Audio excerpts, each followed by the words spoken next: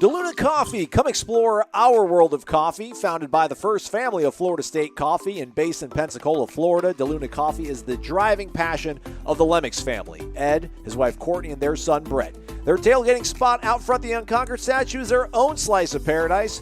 But the real delight is DeLuna's blend of Kona, Maui, Kenya, Colombian, and Brazilian beans that they call their liquid gold brew. In fact, they called it Paradise. Try it or one of their 24 blends and get a discount when you use the promo code WARCHANT15. Visit DeLunaCoffee.com and check out their Facebook and Instagram.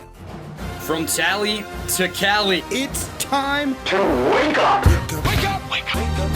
Warchant.com is your ultimate Seminole sports source. And this is Wake Up Warchant, fueled by DeLuna Coffee. Coffee's for closers only. Now here's Warchant.com's Aslan Hujavandi and Corey Clark. Wake up! What's up, everybody? It's Wake Up Warchant. It is fueled by DeLuna Coffee. DeLunaCoffee.com. Come on, come over, check out, explore our world of coffee. Use the promo code WARCHANT15 over at DeLunaCoffee.com. If you're not quite sure which coffee is your favorite, check out their gift boxes. If you go to the shop menu up top, the website, and then hit the drop down and go to gifts, you'll see they have two different options. Let's start off with the Beach and Gift box for you folks today. $22, but use that promo code WARCHANT15. You'll save yourself some bones. It's got some great stuff. It's got White Sands, Blue Angels, Pensacola Sunset Paradise, and the Beachin Blend all in one pack. So the world is your oyster over at DeLunaCoffee.com. Check it out. Warchant.com, your ultimate Seminole sports source. The 321 from Irish O'Fell up and live on the website, as well as Corey Clark's post-game column, which going into the game, Corey Clark, you wanted to see this team handle business, and that was the crux of your column. But, how are you? How does it feel to be in the World Series again as an Atlanta Braves fan? You know, the last time they were in the World Series, Aslan, was 1999, and I actually went to Game 1 of that series because my dad had tickets in Death Valley that night against it was the Bowden Bowl with Bobby and Tommy, and it was the one where Florida State was down 14-3 at half as the number one team in the country, and Clemson was terrible that year. Would have been a big upset. Florida State came back and barely squeaked that one out and wound up winning the national championship. But that's how long ago it was, man. Peter Warrick was just coming off the Dillards incident. That was his first game back from Dillards. That was the last time Atlanta was in the World Series. So feel good, man. I feel good. It's been a minute. I look a lot different. But, yeah, it's been a minute. I'm excited. I'm happy. Was 99, was that Layritz, or was that 96? No, that was 96. 99, they didn't win a game. In fact, they won the first two in the 1996 World Series up in New York in pretty emphatic fashion, both of them. Came back to Atlanta with a 2-0 series lead over these upstart Yankees, and then have not won a World Series game since. So hopefully that streak ends this year.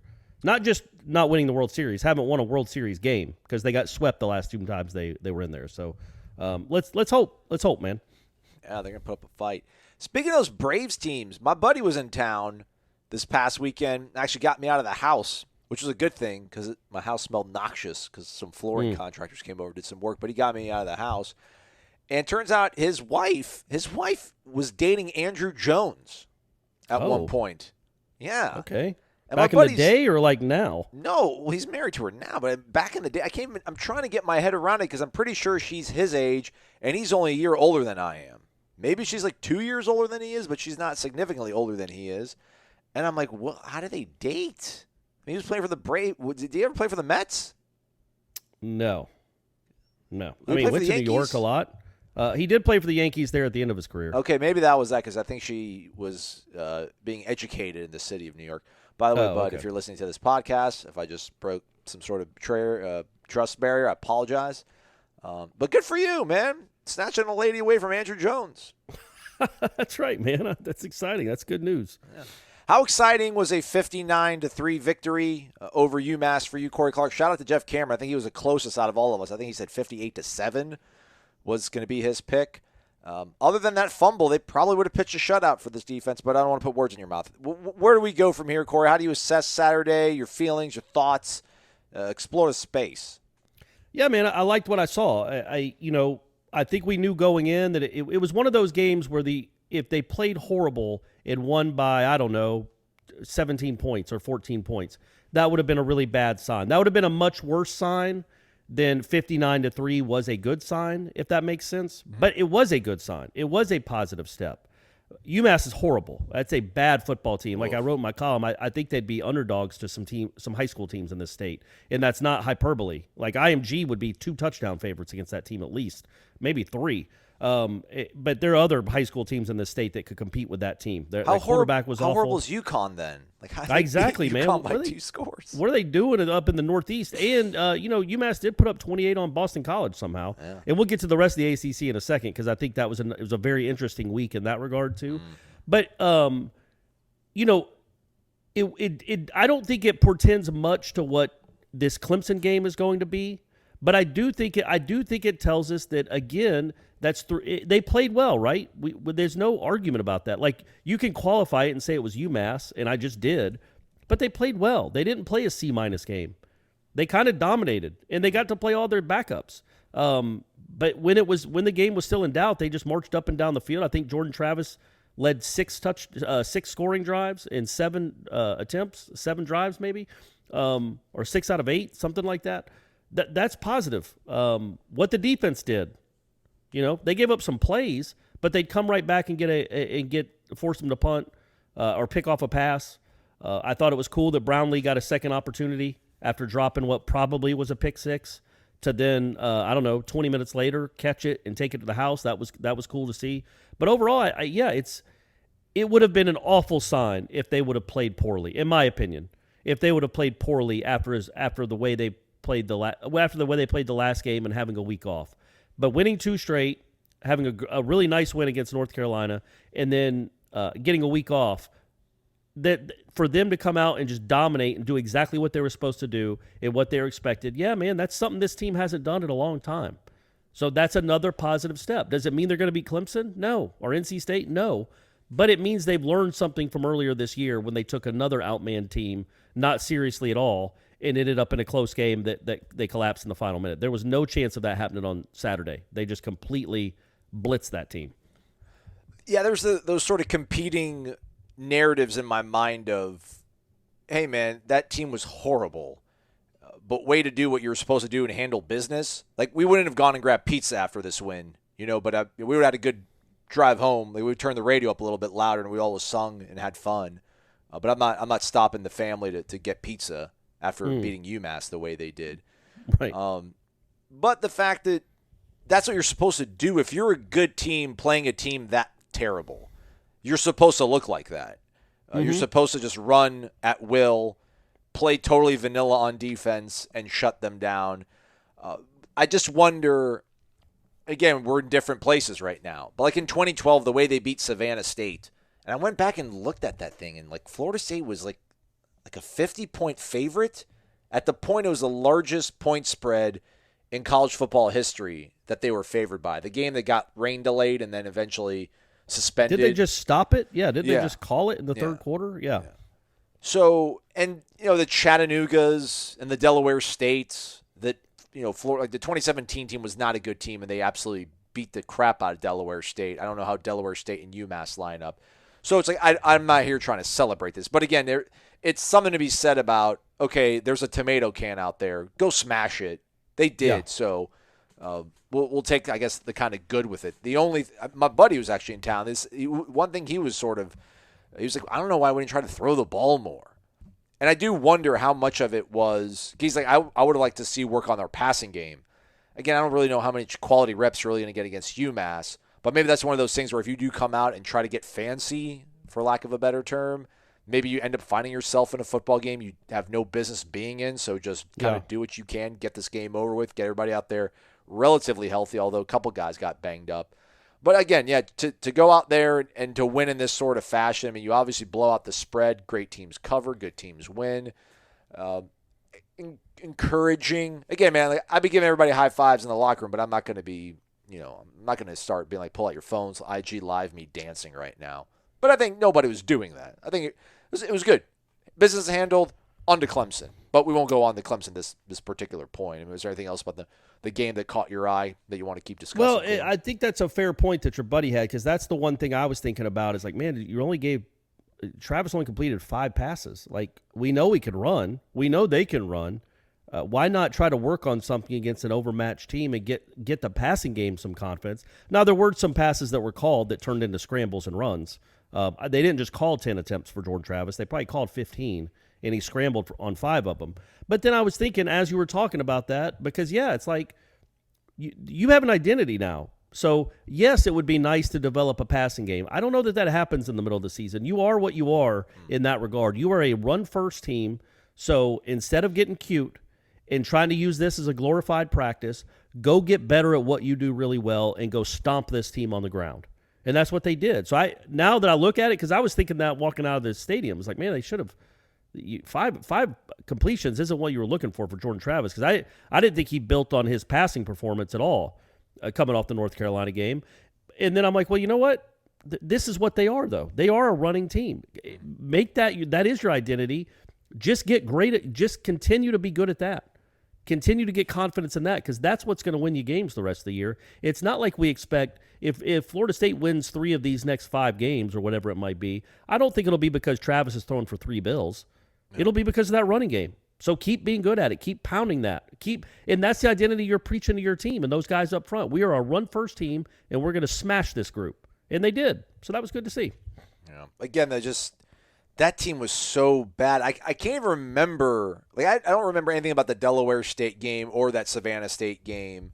I'm sure those teams looked equally as mismatched. That's what Florida State would do. That's what any high-level Power 5 team does to these games. You know? It had just been so long, though. Like, right. You know, I know UMass is an FBS school, kind of in name only. But it had been so long since they did this to an FBS school or just a school. Like, none of these guys really on this team have really felt that, right? They've never been in a game like that, have they? The guys that actually play.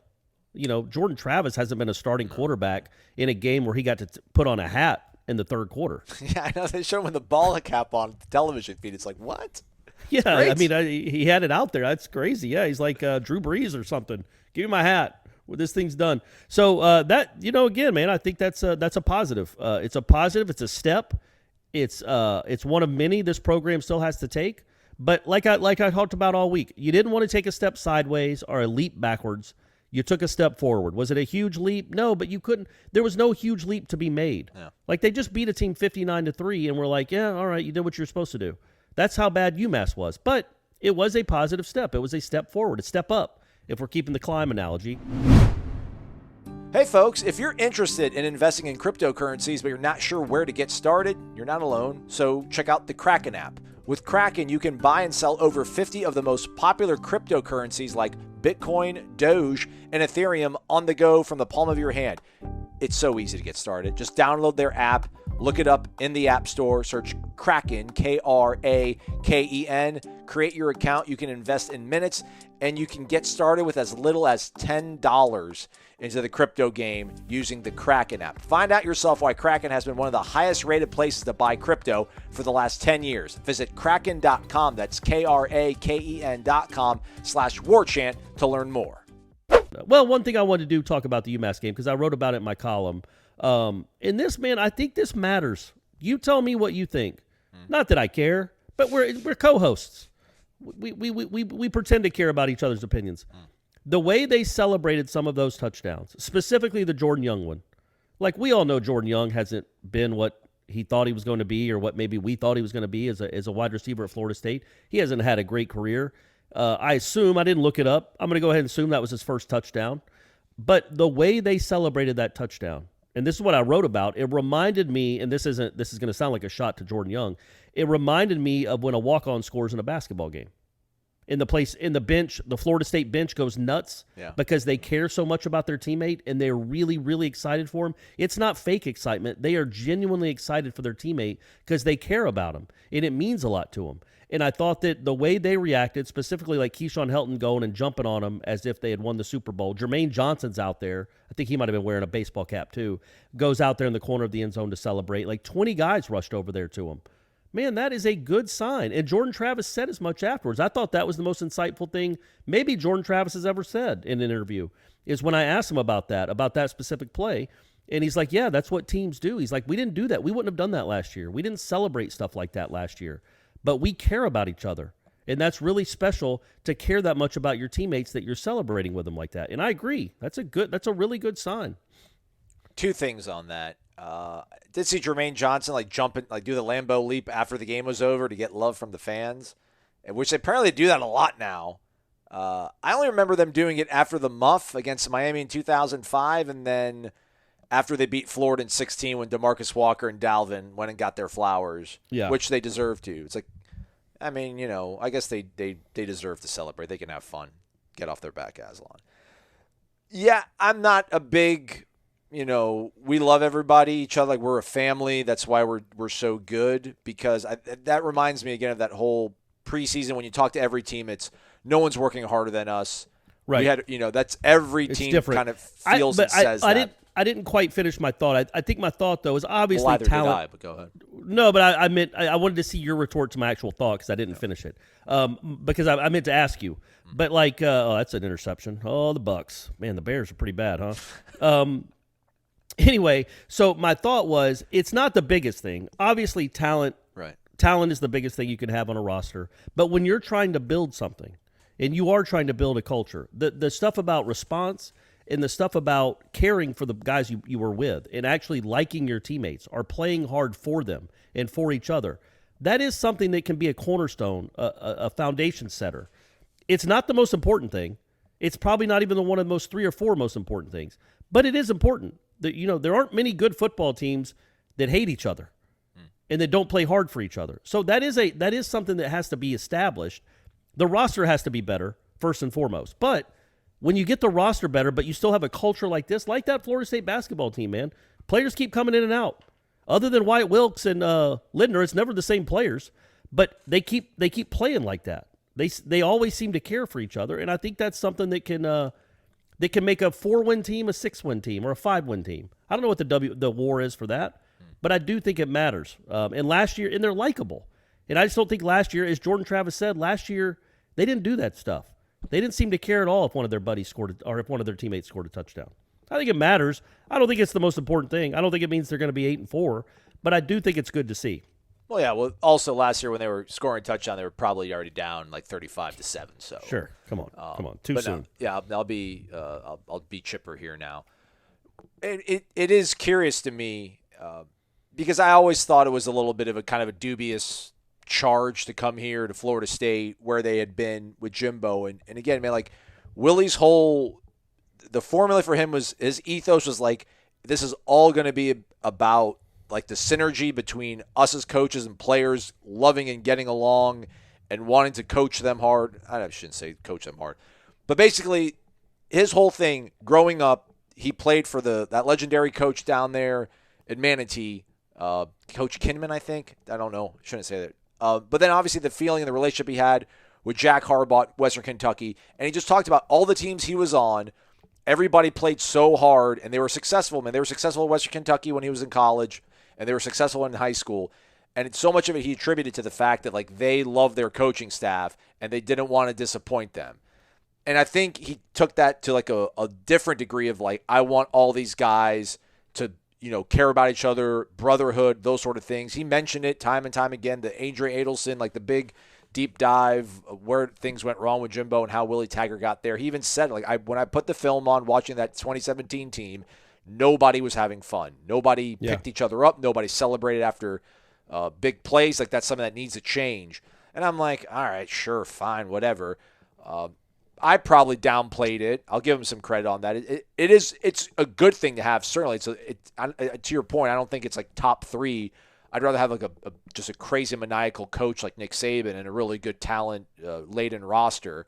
But these are things, that do matter because they do believe in the staff. Like they could have packed the tents up and quit on this entire season 2-3 weeks ago, but they decide not to. When we do Trench Talk with Devontae Love-Taylor on Mondays, like we're getting like off air, I'm getting him like ready for the show. And I'm just like, hey man, how was your week? He's like, yeah man, it was tough, yada yada.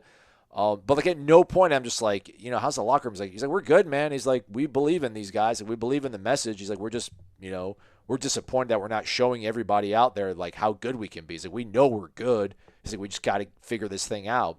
So, again, maybe Saturday's a little bit of part of it, and the fact that they do sort of have that camaraderie and that spirit. They'll need it on the road, man. That's certainly going to help give you any little sort of edge and added bit of effort. So we'll see how it goes out. But yeah, it was a good thing to see for sure, man. Yeah, good to Jordan Young. He had a really good week of practice, and they rewarded him. And it was cool that Chubba kind of identified and knew that. Like, hey, he even told Jordan Young, I think he told us in the post game, that hey, if I get the opportunity, like I'm going to go to you for a score. And then McKenzie stepping to the side. So yeah, I mean, there's all that's in the stew right now. It's a tasty stew right now. It's good. That's another thing to point out too. Again, this reminded me. I think I brought this up last week or 2 weeks ago. I think on this show when Cabangeli was playing so well in an NCAA tournament game, and Leonard went to go put Kofor back in the game, and Kofor's like, no, Fee's playing well. Let's keep riding him. Like, this is a tournament game. This is an important game, and that's the kind of selflessness that if it can permeate a locker room and permeate a team, it does matter. Again, it's not going to turn a 3-win team into a championship team, but when everybody's about average in your conference, maybe that gives you a little extra. Maybe that gives you a little extra. It's hard to quantify. But McKenzie Milton going to the coaches, or the coaches going to him, and I don't know if it was McKenzie Milton's idea, or if Norvell kind of tried to explain why he might want to play Chubba instead of him, and then he was like, oh, no, absolutely, I totally agree. But whatever it was, McKenzie Milton, who is the second-string quarterback by all accounts, stepped aside because he knew Chubba and Tate Rodemaker hadn't played this year and needed reps in games. That's good. I mean, that's just good to see. That's a good example to set for young freshmen. I think that stuff matters, man. I just do. I've been around sports long enough to think it matters. I'm not dumb enough to think it's the only thing that matters, but it does matter. And I thought, speaking of the coaches, though, I thought Brownlee I like Brownlee, man. I like talking to him. Preacher, man. Yeah, he's passionate. I enjoy listening to him for sure. But and he's honest. He was talking about how, why he dropped the interception, why he was down on himself. And then when Norvell came over to him after that, because Norvell raced over to celebrate with him too after his pick six, which isn't normal when you're up 35-3 against UMass to go celebrate with a kid. But number one, it was because he felt so good for him because he had taken advantage of another opportunity after letting one literally just slip through his hands. And you don't usually get a second chance like that, certainly not that quickly. But Brownlee took advantage and caught this one. It was a harder play. It was a better play. And then Norvell raced down there, and according to Brownlee, Norvell raced down there and told him he loved him. Like, I love you, man. And I think that's genuine. I think he loved the fact that he took advantage of his next opportunity. And look, man, nobody's played more snaps all season than Jarvis Brownlee. We all know what happened at the end of that one game. We all know it hasn't been an incredible season. But that kid plays hard, and he plays every snap. And for him to get a moment like that, Norvell really went over there, raced to him, and said, I love you, man. And Brownlee's like, he coaches me hard, and sometimes I don't like him. He goes, I didn't like it a lot at first. He goes, but I know he's only trying to make me a great player, and I told him I loved him too. Again, it's UMass. It's 59-3. What are we going to break down the second and sixth play in the first quarter? But I think this is the stuff that maybe you can talk about that actually is something that's getting accomplished more so than just you push those Division II football players out of the way. What's Steph making for Sunday dinner? Did you hear it come in? No, I can hear the sink running. Oh no, the sink's not running. All right. Well, anyhow. But she's making. That's a great question, Aslan. I'm glad you asked. She's making chicken marsala, a little rice, and some spinach. Oh, because Daddy, that's the one vegetable I eat is spinach. Only thing better than that would be Zaxby's. The clutch shot, the biggest hit. It's time for the Zaxby's Indescribably Good Player of the Week. All right, let's pick our Zaxby's Indescribably Good Player of the Week. I'm going to go a little bit off the beaten path, Corey. I'm going to go off-brand, tip the cap to our guys in the association. Scotty Barnes, our guy, on Friday night against Boston, in Boston, drops 25. 11 of 17 from the floor. That's nearly 65% percentage. That's amazing. And 13 rebounds in his second professional game. So he was a 25 and 13 on the road against Boston. Anytime you can beat the Celtics, you also get an added point in my book. So Scotty Barnes, my Zaxby's Indescribably Good Player of the Week. Corey, you? Well, and I'm going to go, obviously, with Eddie Rosario. No, I'm just kidding. But Rosario, he's a legend. They're going to build a statue in Atlanta if they win 4 more games. I mean, the Braves don't have that stuff happen. But anyway, I'm going to go a little bit off the beaten path too. I'm going to say Chubba. Ooh. My man hadn't played in almost a year, and again, we know the competition, but he looked poised. He looked calm. He made good throws and good reads. He took advantage of an opportunity that he hadn't gotten in almost a year. And I thought he played well. I mean, he completed as many passes as Jordan. I mean, he was 5 of 5 for like 100 yards. Again, against UMass, granted. But still, I just thought he looked comfortable. He looked in control. He had 3 touchdown drives. He had 3 drives. They all ended in touchdowns. That's got to be good for him. It's got to be good for the coaching staff. And maybe it means something moving forward. So I'm going to go with Chubba Purdy with an honorable mention to Eddie Rosario. There we go. Scotty Barnes, Chubba Purdy, our Zaxby's indescribably good players. Back to Chubba, Corey. Hashtag quarterback controversy. No. You know what? I was talking to somebody after the game Saturday night because they were talking about the way Chubba runs and the way Jordan runs and just how it's different. And I'm like, the thing, like you can just tell Jordan's a better runner. And I'm like, the thing is, if you line them up on the goal line and just said run to the 50, I think Jordan Travis wins, but it's not a blowout. It's not a runaway. Like Chubba straight ahead is fast. I mean, he's an athlete, man. He can move. He's fast. He doesn't have the wiggle that Jordan has. Like Jordan's just faster. He's faster, but he's a different kind of runner, man. He's just got a wiggle. If he makes guys miss in the open field, he makes 2 guys miss in the open field. But no, I would not say there's a quarterback controversy moving into this Clemson game. But hey, hopefully Jordan Travis gives the Noles a big enough lead that Chubba can come and play the third quarter mop-up duty again. Yeah, good for Chubba. Really good for that offensive line, though. Again, UMass. But that they held up so well because so much of like my hesitancy of, go ahead and put Chubba above McKenzie and start getting him ready for the future possibly was that, like watching him in practice when they do 7-on-7, like it's frustrating when you see a guy check down on 7-on-7. Like 7-on-7, the ball should be out of your hand in less than 2 seconds, 15, 20 yards downfield. But with Chubba, it was so much of it was like hold on to it, okay, safety valve. Hold on to it, okay, Preston Daniel across the middle, 5-yard, tight end, release.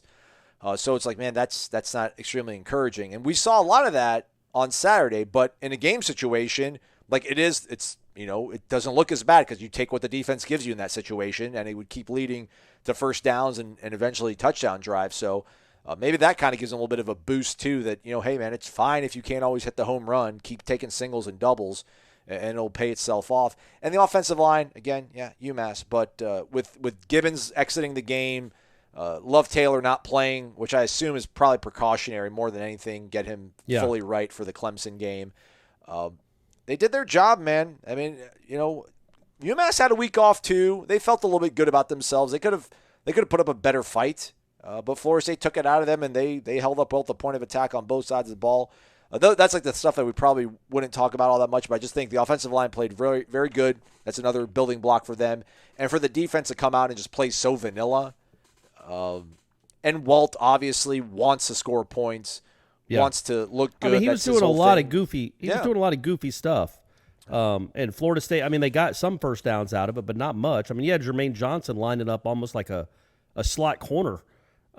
That he was that far away from the ball on some of those plays where they had 2 linemen on each side, by the sideline, and it didn't matter. It didn't do anything. It was all eye candy that did nothing because they handled it well. That's not something they would normally do. They adjusted well in game. I don't know how much they had seen that, but they adjusted that well they adjusted to it well in game. And other than a screen pass, which I thought, it was the perfect call against a blitz where Shaheem Brown is actually playing with the ones and gets there really quickly, man. Just not quickly enough. The quarterback made the pass. They didn't give up like any big plays at all. Again, I know we can say it's UMass, but it wouldn't have mattered if they were playing, I don't know, man, the Swift Creek Middle School team at some points last year. If they ran a crossing route, that thing was going to be open. Yep. It didn't matter. It doesn't matter the personnel as much as it matters what the concept was and whether you're confused or not on defense. And they just haven't looked confused lately. Which is, I mean, that's 3.5 games in a row, right? Where they haven't really looked confused. They've given up points. But think about North Carolina's touchdowns. Even Syracuse's was just the big kid running in a couple of crossing routes, but they didn't look confused that much against Syracuse. Didn't look really confused at all against North Carolina. And then this wasn't anything either. And the second half against Louisville.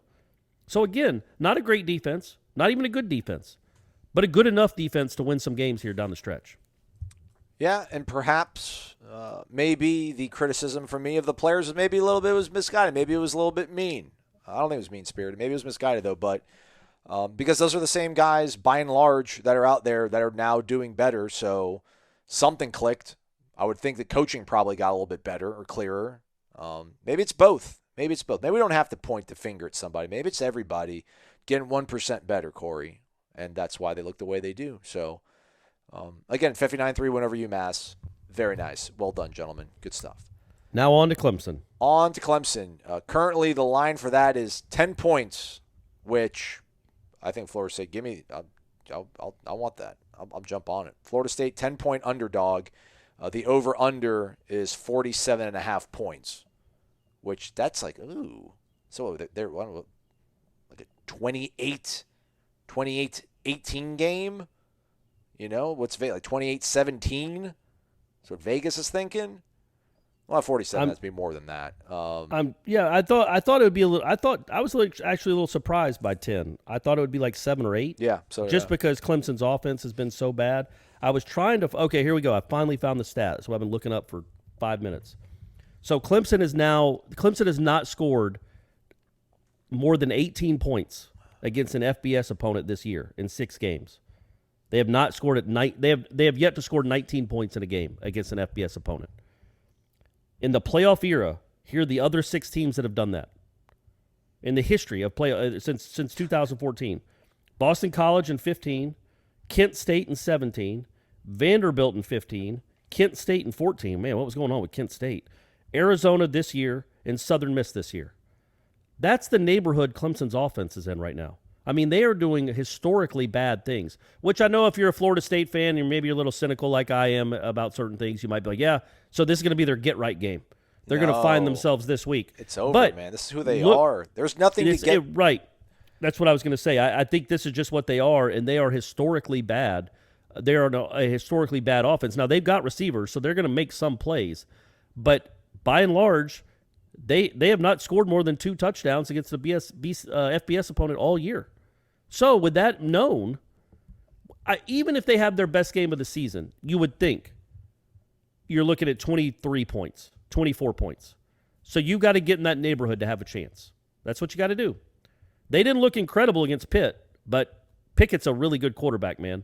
And he can do it a different way than Jordan Travis. But if you don't turn the ball over, if you don't give them a short field, if you make them go 80, they're probably not going to go 80.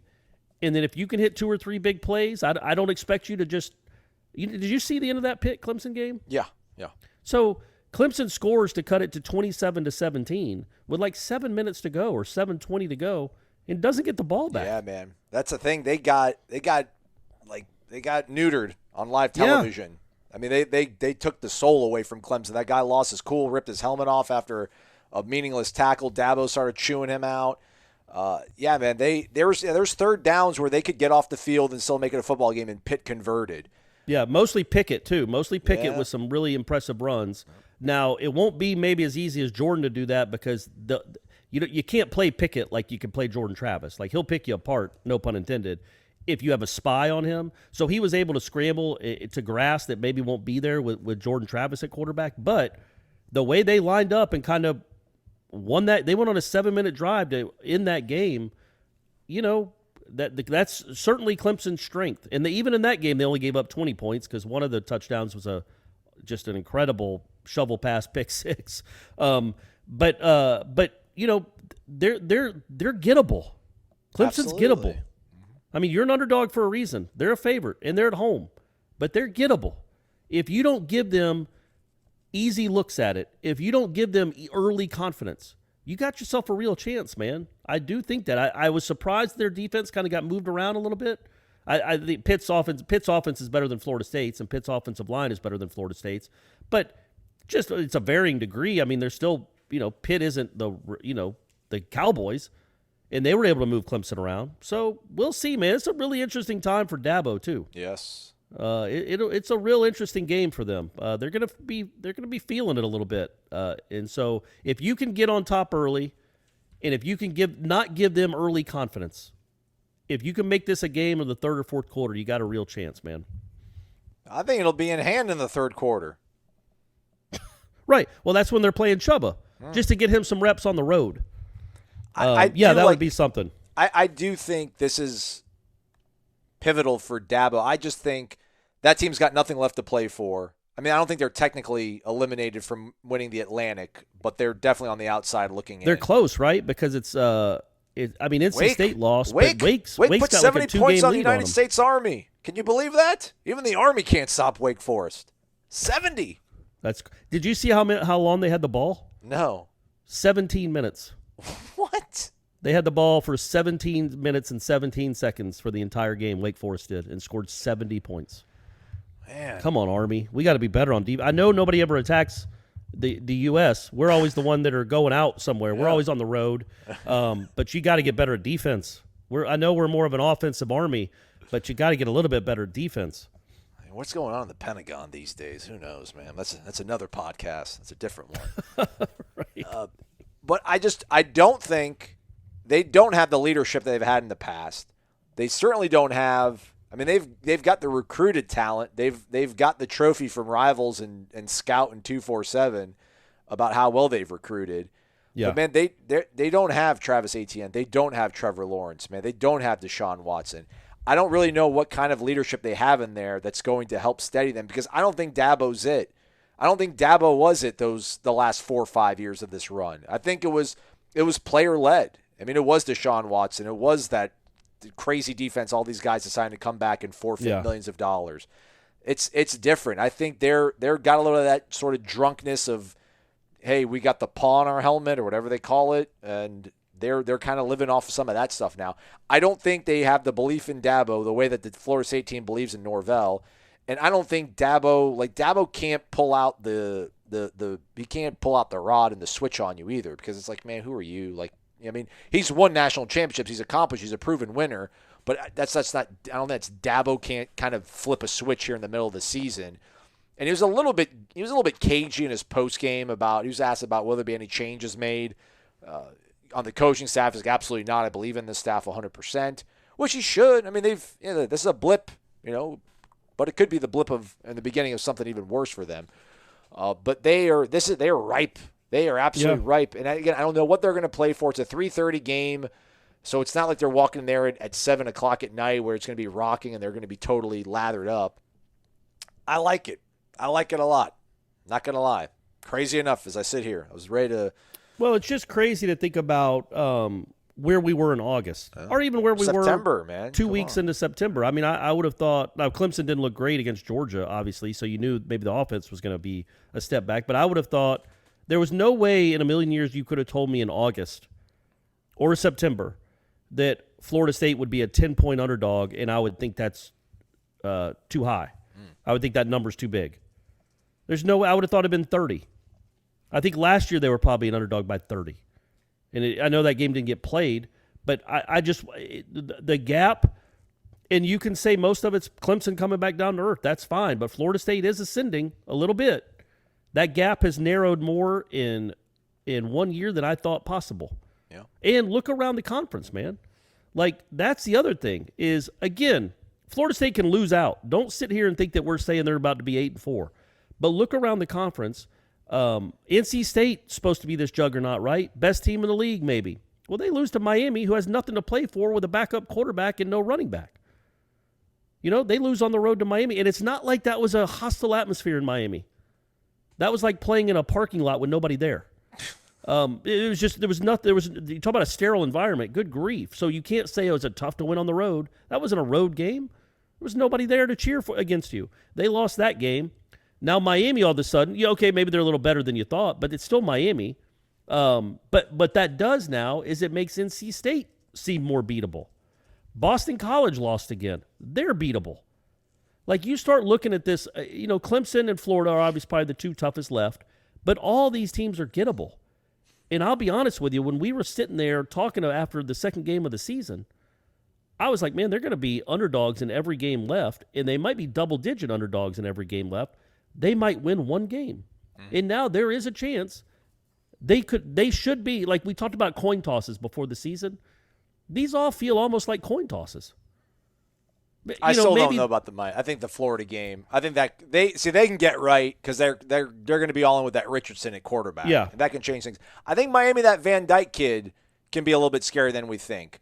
But absolutely, to your point, yes, everybody looks imminently, to steal a word from the Jeff Cameron show, eminently beatable. Yeah, and I didn't think that was going to be the case. That part of that is because of what those teams look like. Part of that is what we've seen from Florida State. You know, they look like a different team. They look well coached. They play hard. They have found an identity. They're one of the top 20 running teams in the country. They're just, man, they look like a different team. Are they a good team? I don't know. We'll see. But they're certainly better than they were a month ago. And that's a good sign, right? Coaching staff making a team better as the season goes along. That's always good to see. 43,293 the announced attendance for that Miami NC State game. I think they actually honored the 2001 national title team at halftime. So maybe. Well, I saw a picture. I saw a picture. I'm sure it looked terrible. Yeah. But 10 minutes before the game, it was a tweet. 10 minutes before the game, and I never do that. I'm not making fun of anybody else's. I mean, I would probably at Miami, but I don't do that. I get paid to go to games, so I'm not gonna be one of those people that takes a picture to make fun of people not paying to watch it. But I saw that picture, and I'm like, what in the? I mean, it literally looked like there were 1,000 people there, just nothing but blue seats everywhere, and it was 10. I mean, it definitely is before the game. I mean, it's pretty close to kickoff. And there. I mean, so it might have been announced 43, but it was probably closer to 20 or 15. Again, that's the issue there at that school and why it will never get back, because that's what you have to deal with, and that matters more now than it did in the 80s. So yeah, 8-4. Imagine that, Corey. Imagine a world 9-4. They could be 9-4. They win their bowl game. Right. Yeah. Well, we got to know, and that'll be a good bowl game if they're 8-4. We're actually talking about a real bowl. And then to your point, like they'll be preseason top 15, at least. Yeah, man. It's all coming together, my man. It's all coming together. But in reality, I mean, again, I think people feel better about this team right now. When was the last time you felt even remotely confident going into a Clemson game? Dalvin? Yeah. 16 5 years? probably. Yeah. And even that one, I thought Florida State played really well for most of that game. I didn't think Florida State had much of a shot because of the defense, and then it turned out it didn't because the defense got torched in the fourth quarter. But because Trey Marshall got ejected for nonsense targeting, they were doing great until Trey got out of the game. Hey man, don't besmirch Trey Marshall. It was a terrible call. It wasn't as bad as the illegal block. I'm being sincere. They were doing once Trey got ejected, and then everything went sideways for the defense. I'm being real. I love Trey Marshall. I think Trey's in the league playing. So I just looked it up. Florida State is 13th in the country in rushing offense. 13th. They're like 23rd or that. That UMass game helped, but yeah, they were top 25 before the UMass game, for sure. Yeah. They're eighth in the FBS. Not in the FBS, in Power 5. They have the 8th best rushing offense in the Power 5. I mean, again, obviously it doesn't mean you're a great team just because you run the ball a lot, but it's good that they do something well. Yes. You know, they have established something that they do well. I would have never thought. I mean, remember, they were 113th a few years ago with Cam Akers. And now they're 13th in the country in rushing. Yeah, you can say UMass kind of alters things, but yeah, I mean, it'll get back down to earth a little bit here with what they got coming up. But right now, through 7 games, and they haven't been playing just a bunch of patty cakes, 13th in the country, man. You got something that you do pretty well. And you don't even have elite talent up front yet or out wide, which makes it easier to run the ball. So you start to see maybe the formulation of a game plan, a scheme, an offense that can be really difficult to deal with moving forward as long as that QB stays healthy. Yeah, it's going to be old school football, like limit the possessions, control the clock, don't turn the ball over. It's going to be something I recognize. I like it. I went back and looked at the Notre Dame game, Clemson last year, when DJ Uiagalelei try to do it. Sorry, DJ, I really am. They like Sean McDonough said it. I mean, you have to say it all the time when you're calling the game. And I'm like, oh, the secret to saying it is just to say it fast. Like if you try to say every syllable, then you trip yourself up. But he started that game because Trevor Lawrence was out due to COVID. Man, he went 29 of 44 for 439 and 2 touchdowns in the air. Yeah. And watching him play, and that Tyson kid as well, Fominchin, who was being recruited by Willie when Willie was at Florida State, Like when that Tyson kid came in, which he blew out his Achilles this year. He tore his Achilles and he's playing right now. Incredible. I felt like he almost looked a little bit more composed, a little bit more at ease when they put DJ back in the game. He just has there's no rhythm, there's no touch, there's no feel. That looks like he has no idea what they're trying to go through in terms of like progressions throwing the ball. He does not run the ball anywhere nearly as well as Trevor Lawrence. Like there's a hesitation and there's no acceleration. Like he's just at one speed the entire time. He never seems to really pick anything up. And he doesn't seem to be all that willing. Yes. Yeah. Even though he's enormous. He doesn't seem to be all that willing to want to do it. Yeah, man, he has not been good. Now, that doesn't mean he can't be good. He's still young. I think he's still, a redshirt freshman by the rules, maybe a redshirt sophomore. But there's still a chance he could find it. But he also might be broken. Like sometimes if your career doesn't start out well, it just doesn't go well. Like no matter what talent you have, it's just when was the last time a Clemson quarterback faced this kind of scrutiny? When was the last time a Clemson quarterback got pulled? I know when. It was the 2014, the last Cole time Florida Stout. State beat them. Yeah. Cole Stout gets pulled for if they start Deshaun Watson in that game, they win that game. But that was the last. I mean, he got pulled in that game against Pitt. That's how bad he was. Dabo's never really had to deal with this in a long while, and it's not like he's got Deshaun waiting in the wings. That's another issue. It made sense, and it was an easy choice to be like, okay, well, let's go with Deshaun. We should have done this all along. But it's not like he's got a Deshaun right on the roster right now where he could be like, yeah, this will change things. This is his guy, and he's got to build his guy up. But also, there's a lot of noise in that fan base. And that fan base and that program has not had to deal with any noise in 7 or 8 years.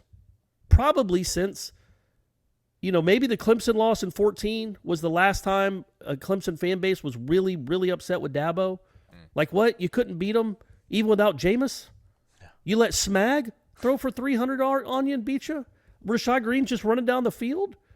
Up 7 with 3 minutes left? The only guy on the team that can make a play? Like, I can understand there might have been some frustration with the Clemson fan base then, but that's about it, man. It's been pretty high cotton for the last 7 years. Now they're 4-3. They easily could be 2-5. They have not looked good at all. And, he's not used to dealing with it. The fans aren't used to being like this, and the players aren't either. So it'll be real interesting how they handle the last half of this season. Starting Saturday, man, with a game they could absolutely lose, which I didn't think was possible a month ago. Here's a horrible tweet. CBS Sports tweeted out on Saturday, Dabo Swinney's record as head coach with Deshaun Watson, Trevor Lawrence 66-5, which is a 93% winning percentage. With anyone else 78-31, which is a 72% winning percentage. Which is still pretty good. Exactly. Like, whoa, like, oh, we got him. We got him. He's only winning 72% of his games without first round picks at quarterback. So no, he's had it's a great program, second best one in the country, has been for a decade now. But these are trying times. They haven't been tried like this in a while. They did not handle it well at Pittsburgh. They are also they've been killed by injuries. They're not in a great place. Yeah, Florida State has a chance, man. Yes, they have absolutely. a chance. Yeah. You have to believe in yourself. I do think they believe that they can go up there and give them a game. I think they believe they can go up there and win that game. We'll see if they do.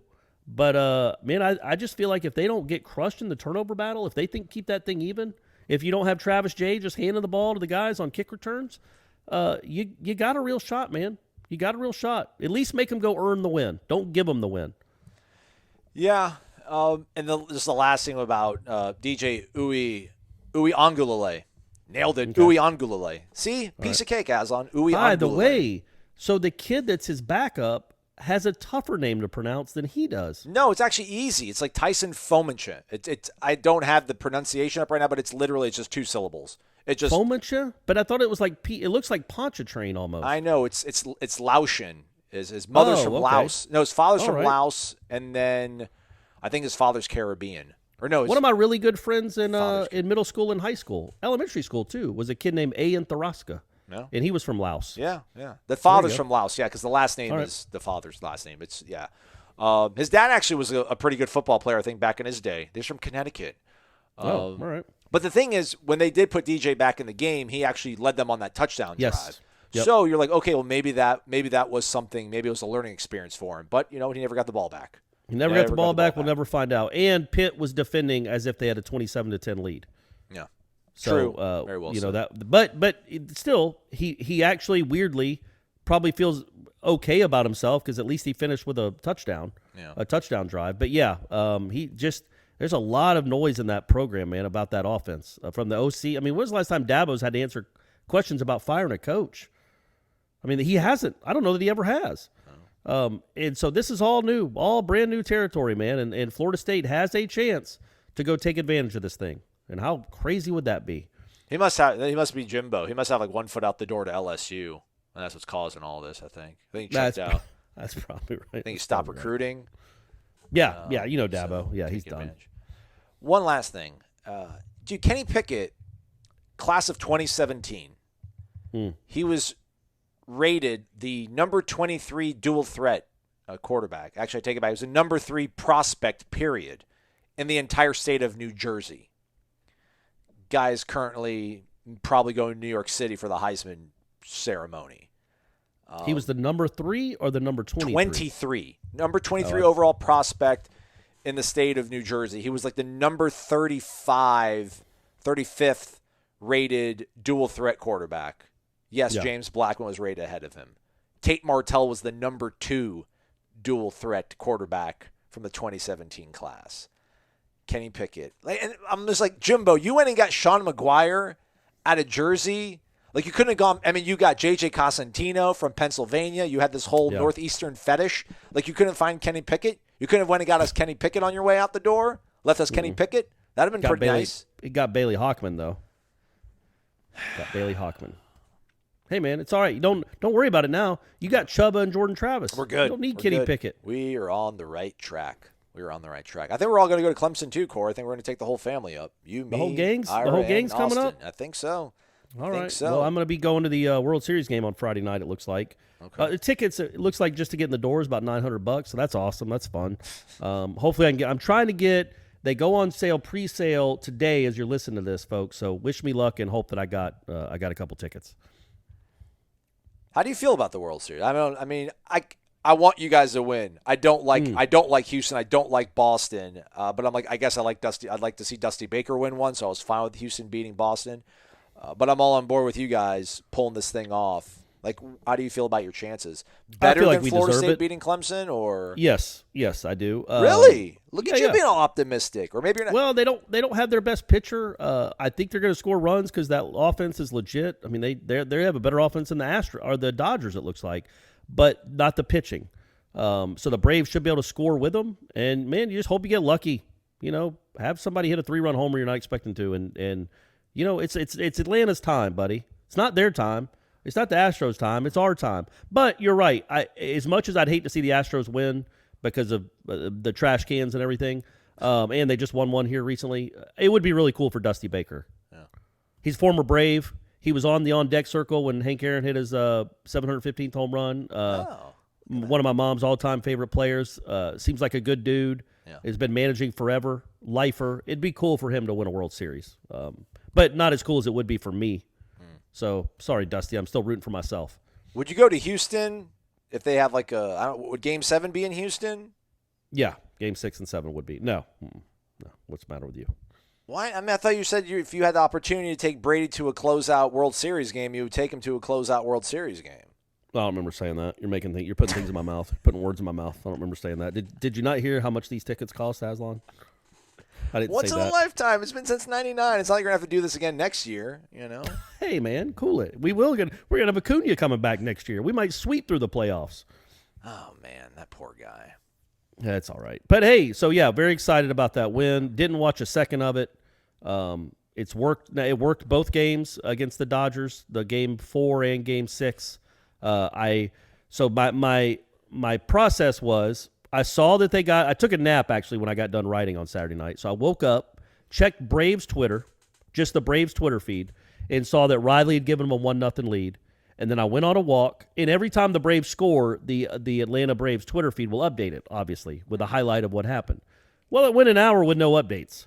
So I'm like, well, that's not good. we're probably not winning. Nobody. My phone's kind of blowing up, so those probably aren't positive texts. And then I'm taking a shower after the walk. Stephanie comes in. It's like, this is torture. I really want to talk to you about this game. And I'm like, no, stop. We're not doing that. And then that gave me a clue that maybe something good had happened. Yeah. So I checked Twitter again, saw that Rosario hit the 3-run bomb, and then went and watched that goofy Ryan Reynolds movie where he's stuck in a video game for 2 hours, didn't check my phone.